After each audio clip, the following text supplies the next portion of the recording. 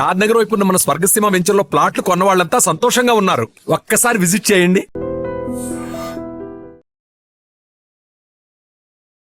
So people calls you real life superhero. So already so many costumes, Superman costume తో కూడా edits వచ్చినాయి. So what drives you, what motivates you to become? I think blessings of the people. I think their blessings, their wishes makes me do what I do. Still miles to go, but I will keep on giving back to the society till my last breath. So already you have helped Fish Venkat's family, sir. So still you came forward and you supported them. So I think Fish Venkat was not only just a co-star, he was a family, and I God bless his soul. But we are always there for his family. Yeah. So how do you choose, sir, whom to help? I think they Is it choose me. Emotion or instinct? They choose me, and God guides me. God guides you. So sir, ఇలాంటి kind heart ఉన్న వాళ్ళు politics లోకి వస్తే better అని No, I'm not politics. I'm only an actor. That's it. No politics for me. Can't we expect in future also? No. I think I'm happy in this acting space. వదల బొమ్మాలి. Bommali, Wadala. We also won't leave you, sir. Love you, Our brother. love Thanks, goes. love you. Thank you so much. Thank you. So fish Venkat మనందరికీ సుపరిచితులు. ఆయన రీసెంట్గా ఆయన కాలం చేశారు and 100కు పైగా తెలుగు సినిమాల్లో నటించిన వ్యక్తి ఆయన. సో జనరల్లీ సినిమా వాళ్ళంటే మనందరం ఏమనుకుంటాం అంటే తెగ సంపాదించుకుంటారు, వాళ్ళకి డబ్బు కొద్దు ఉండదు అని అనుకుంటూ ఉంటాం. బట్ ఇంకో ఫిష్ వెంకట్ గారు ఉండే నివాసం ఇక్కడ అనమాట. సో ఈ లోపలే ఈ గల్లీల్లోనే ఆయన ఉండేది. సో ఈరోజు ఎందుకు ఇక్కడ ఇచ్చేసామంటే సోను సూద్ గారు ఆల్రెడీ మనకి ఫోన్ కాల్లో ఒక మాట ఇచ్చారు, మేము ఫిష్ వెంకట్ గారికి అండగా ఉంటాం, నేను నా వంతు సహాయం నేనైతే ఇస్తాను అని చెప్పి అనౌన్స్ చేశారు. అండ్ 1 lakh రూపీస్ కూడా ఆయన ట్రాన్స్ఫర్ చేయడం జరిగింది. బట్ ఇంకా ఈరోజు అయితే ఆయన ఇక్కడికి వచ్చి స్వయాన ఒకసారి ఆ కుటుంబాన్ని పరామర్శించాలని రాబోతున్నారని ఇన్ఫర్మేషన్ అయితే మనకు వచ్చింది. సో ఆల్రెడీ పోలీస్ డిపార్ట్మెంట్ నుంచి కూడా కొంతమంది వచ్చి అటు ఇటు ఈ వీధుల్లో ఉన్నారనమాట. సో మనతో పాటు ఒక పోలీస్ అమీర్ గారు ఉన్నారు, మాట్లాడదాం. Hi sir. Hello. So first of all మీకు ఇన్ఫో ఎలా వచ్చిందండి? మాకు స్పెషల్ బ్రాంచ్ ఇన్ఫర్మేషన్ ఉంటుంది, అడ్వాన్స్ ఇన్ఫర్మేషన్ ఏరియాలో ఉంటుంది, వాళ్ళు చెప్తే మేము దాని ప్రకారంగా డ్యూటీ వేసుకొని వస్తాం. సో బేసికల్లీ మీకు ఫిష్ వెంకట్ గారు సుపరిచితులే కదా, మీకు తెలుసు కదా? మాకు తెలుసు, మా ఏరియాలోనే ఉంటారు కదా, అందుకోసం. సో సోను సూద్ గారి గురించి మనం కోవిడ్ టైంలో ఉన్నాం, ఒక హీరో అని రియల్ సినిమాల్లో ఆయన విలన్ కానీ ఆయన పోషించిన రోల్, బట్ రియల్ లైఫ్లో మాత్రం సూపర్ హీరో అని అందరూ అంటూ ఉంటారు. ఆయన చాలామందికి కోవిడ్ టైంలో చాలామందికి ముక్కు మొహం తెలియని వాళ్ళకి కూడా హెల్ప్ చేశారు. ఇప్పుడు మీరు విట్నెస్ చేస్తున్నారు దాన్ని, ఏం చెప్తారు సోను సూద్ గారి గురించి? ఆయన చాలా మంచి వ్యక్తి, హెల్పింగ్ నేచర్ ఉన్నది అన్నది. ప్రతిసారి ఆయన హెల్ప్ చేస్తారు. కోవిడ్లో కూడా చాలామంది హెల్ప్ చేశారు. ఆయనతో పనిచేసిన యాక్టర్ కూడా హెల్ప్ చూస్తున్నారు. అందరూ ఆయనలాగా ఆయనతో ఇన్స్పిరేషన్ తీసుకోవాలని అంటారు. సో మీరు ఏం నేర్చుకోవాలంటారు ఈ సొసైటీ కానీ సోను సూద్ గారి నుంచి? బికాజ్ ఆయన మన స్టేట్ ఆయన కూడా కాదు, ఎక్కడి నుంచో బయట నుంచి వచ్చిన ఆయన. మీ కళ్ళెదురుగుండి ఈరోజు చూడబోతున్నారు ఒక సహాయం ఆయన ఎలా చేస్తున్నారు. ఎక్కడి నుంచో ముంబై నుంచి ఈరోజు ఇక్కడికి వచ్చి ఇక్కడ లోకల్లో ఉన్న చాలామంది పెద్ద పెద్ద సెలబ్రిటీస్ కూడా ఇక్కడికి రాలేదు. సో ఆయన వచ్చారు. సో ఏం నేర్చుకోవాలంటారు సొసైటీ కానీ? హ్యుమానిటీ నేర్చుకోవాలి. First humanity comes first. ఇంకా ప్రతి మనిషికి హ్యుమానిటీ అనేది ఉండాలి. ఇంకోటి ఒకరొకరికి సహాయం చేసుకుంటూ ఉంటే మన దేశము, మన వరల్డ్ ప్రపంచం అన్నీ కూడా మంచిగా అవుతుంది, డెవలప్ అవుతుంది. సో మీకు ఈరోజు ఛాన్స్ వచ్చే ఒకవేళ సోను సూద్ గారితో మాట్లాడే ఛాన్స్ వస్తే ఏం చెప్తారు? థ్యాంక్ యూ అంటే గ్రాటిట్యూడ్ అంటే, as he is an example for all of us, I may thank him. So ఈరోజు వచ్చే ఇన్ఫర్మేషన్ వ్యాలిడ్ ఇన్ఫర్మేషన్ అన్నా జస్ట్ ఒక అన్నోన్ సోర్సెస్ నుంచి వచ్చిన ఇన్ఫర్మేషన్? వ్యాలిడ్ ఇన్ఫర్మేషనే. అండ్ ఈరోజే మార్నింగ్ వచ్చిరని తెలిసింది. మళ్ళీ ఈరోజు 12 o'clock వరకు ఫోన్ చేసి ఇక్కడ వస్తారని ఇన్ఫార్మ్ చేశారు. వాళ్ళ పిఏతో కూడా కన్ఫర్మేషన్ అని తెలిసింది. ఇంకా చూడాలి. సో ముందు ఆల్రెడీ మనం లాస్ట్ టైం ఒక థియేటర్ దగ్గర అల్లు అర్జున్ గారు ఇష్యూ అయింది. సో అప్పటి నుంచి సెలబ్రిటీస్ కొంచెం బయటకు రావడానికి కొంచెం ఇష్యూ అవుతుంది, పోలీస్ డిపార్ట్మెంట్కి ప్రెషర్ ఉంటుంది. సో ఈ టైంలో మీరు ఒకవేళ ఆయన వస్తే ఏమేం తీసుకున్నారు సెక్యూరిటీ పారామీటర్స్? మేము అది అడ్వాన్స్ ఇన్ఫర్మేషన్ ప్రకారంగా ఉంటుంది, పబ్లిక్ గ్యాదరింగ్ ప్రకారం ఉంటుంది. గ్యాదరింగ్ చాలామందికి ఇప్పుడు పబ్లిసిటీ చేయలేదు, ఎవరికి తెలియదు, అందువల్ల గ్యాదరింగ్ ఎక్కువ లేదు. దానివల్ల ఏం ప్రాబ్లం కాదు. ఇన్ కేస్ గ్యాదరింగ్ ఎక్కువ అంటే దాని ప్రకారంగా మేము సెక్యూరిటీ మెజర్స్ తీసుకుంటాము. సో మీరు ఇన్స్ట్రక్షన్స్ ఇస్తారా ఎవరికి చెప్పకండి, వచ్చి ఇలా ఉంటే ఇలా సీక్రెట్గా వచ్చి కొంచెం సీక్రెసీ మెయింటైన్ చేయండి అని ఏమన్నా ఇన్ఫర్మేషన్ ఇస్తూ ఉంటారు వాళ్ళకి? వాళ్ళే మాకు చెప్తారు. ఇట్లా వాళ్ళు చెప్తే మాకు అట్లా ఏం లేదు, వాళ్ళు ఇంతమంది వస్తారని చెప్తే మేము ఆ ప్రకారంగా బందోబస్తు ప్లాన్ చేస్తాం. థ్యాంక్ యూ సో మచ్ అండి. Thank you. సో ఇదనమాట ఫిష్ వెంకట్ గారి ఇల్లు. సో మనం లోపలికి వెళ్దాం. సో ఇది ఫుల్గా అయితే కన్స్ట్రక్షన్ అవ్వలేదు. సో మీరు ఎంట్రన్స్లో చూసి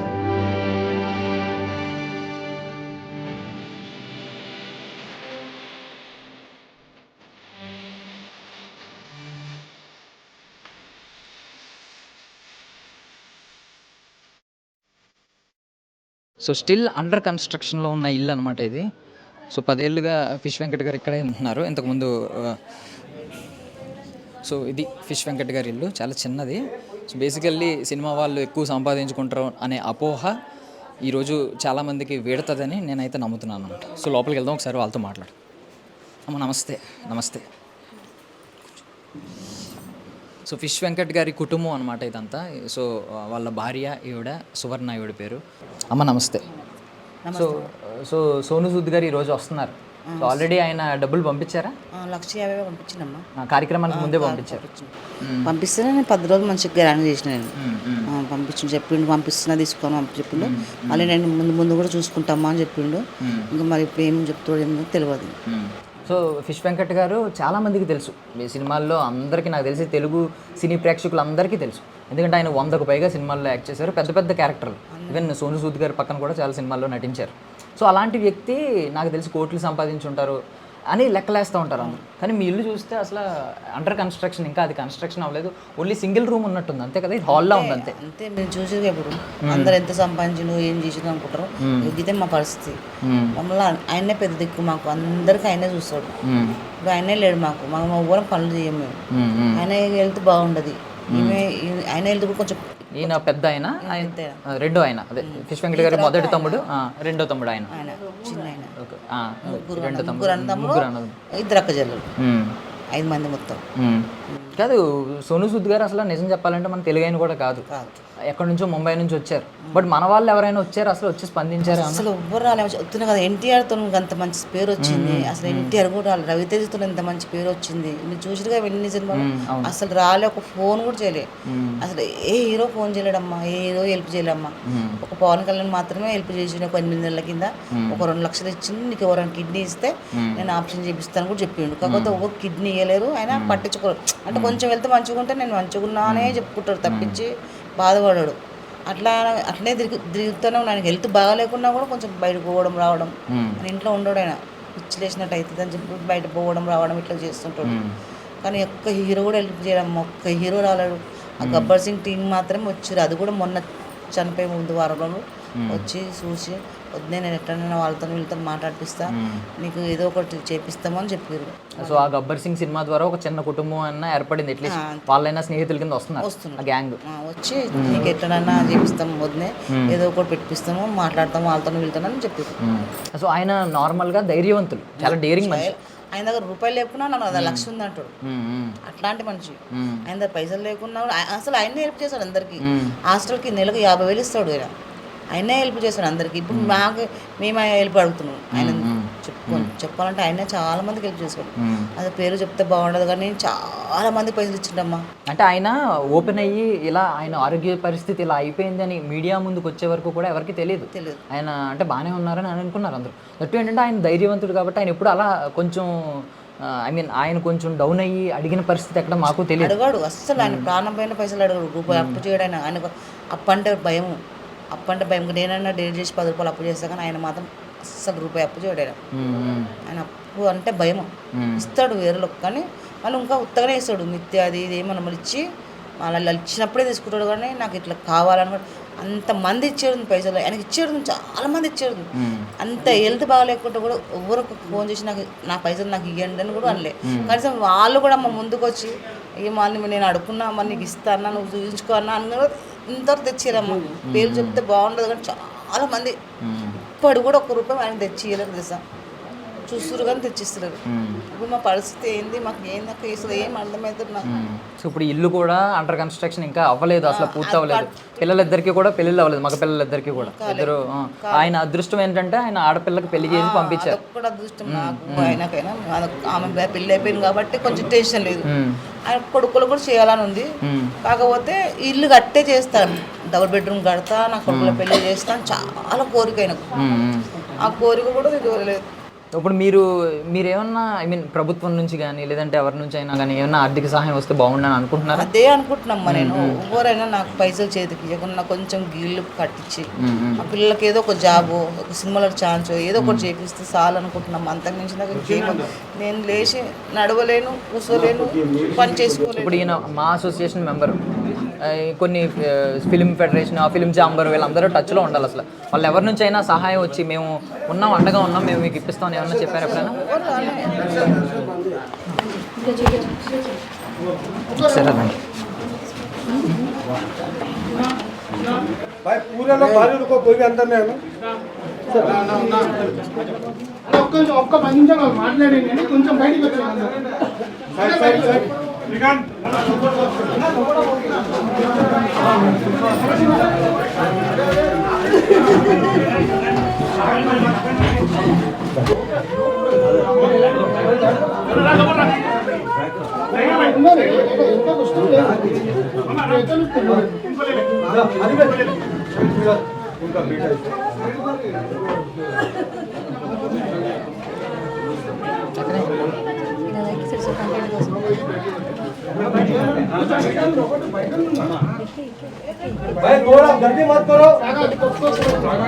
అయ్యా లైట్ అందుకోసం లైట్ లేవి పెట్టద్దు, మనలో పెడితే కూడా ఇది ఇబ్బంది.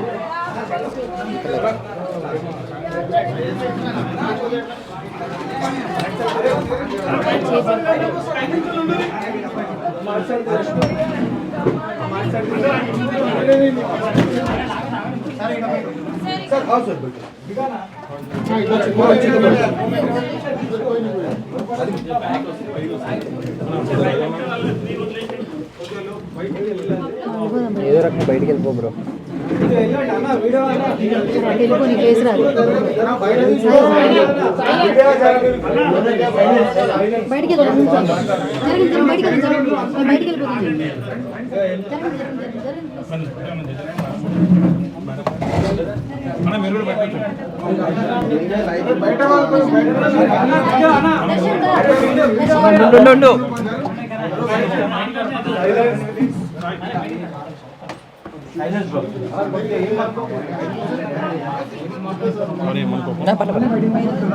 సార్ మీరు వచ్చండి.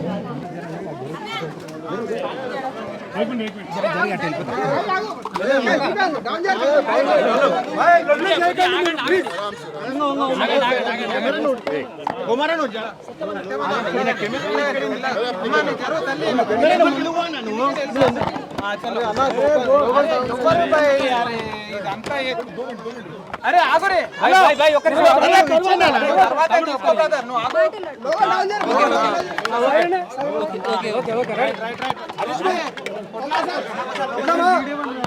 నీకు అవసరమా బయలు ఇస్తావు కదా తర్వాత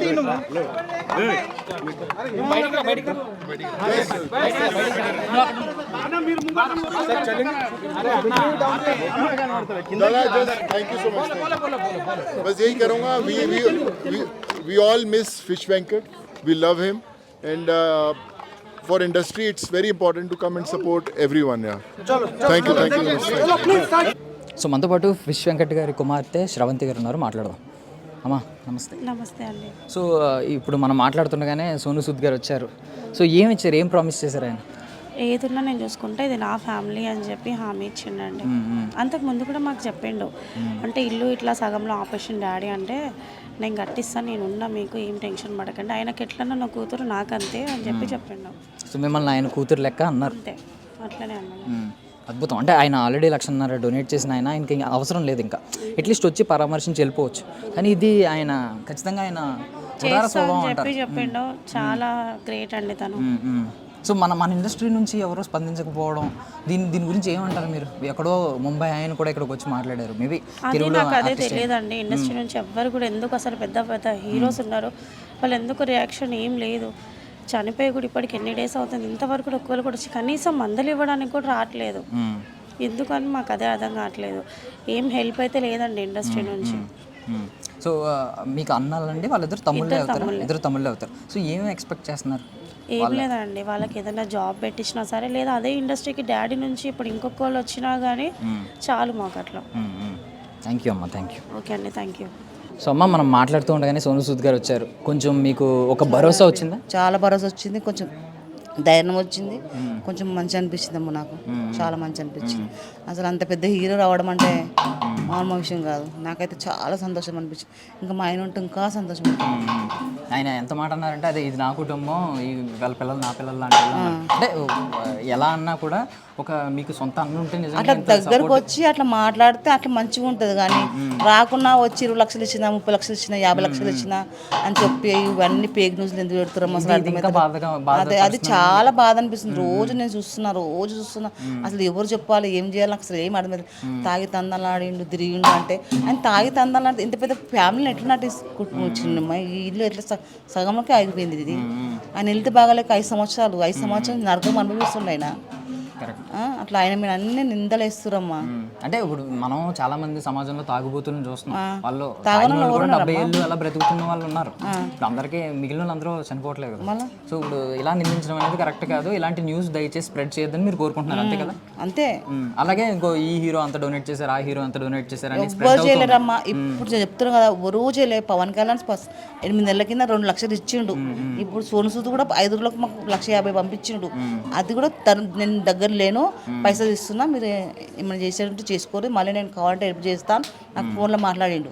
మళ్ళీ ఒక రోజు వచ్చిండు. ఇల్లు గురించి ఏమన్నా చెప్పారా? పిల్లల గురించి చెప్పిన, ఇల్లు గురించి చెప్పినా, ఇల్లు కావాలి కొంచెం కట్టియండి, మా పిల్లలకి ఏమైనా ఆధారం చూపించంటే నేను నా తమ్ముళ్ళు అంటాడు, నాకు మాట మాత్రం చెప్పిండు.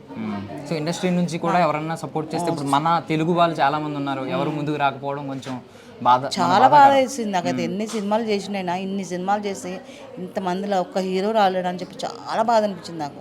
అసలు ఒక ఫోన్ చేసి కూడా మాట్లాడలేము, బాధ అనిపించింది నాకు. ఇప్పుడు ఆయన వచ్చిందంటే నాకు చాలా సంతోషం అనిపిస్తుంది. సో ఈ మూమెంట్ ఒక మిగిలిన వాళ్ళందరూ కూడా ఇన్స్పైర్ అయ్యి అందరూ ముందుకు రావాలని మేము కూడా కోరుకుంటున్నాం. ఐ డ్రీమ్ నుంచి ఖచ్చితంగా మన సినీ ప్రేమికులు, సినీ అభిమానులు, మీరు కూడా ఫిష్ వెంకట్ గారిని ఎప్పటి నుంచో 100కు పైగా సినిమాలు చేసిన ఆయన, మనం చాలా సినిమాల్లో ఆయన నటనను చూసాం కాబట్టి మీరు కూడా ఆయన చూశారు కదా. కుటుంబానికి ఏం పెద్ద లక్షలో కోట్లు ఇచ్చిన వ్యక్తి కాదు. సో మనల్ని అలరించారు కాబట్టి మీరు కూడా ఏమన్నా స్పందించి వాళ్ళకి ఏదైనా సహాయం చేయాలనుకుంటే దయచేసి సహాయం చేయండి. థ్యాంక్ యూ అమ్మ.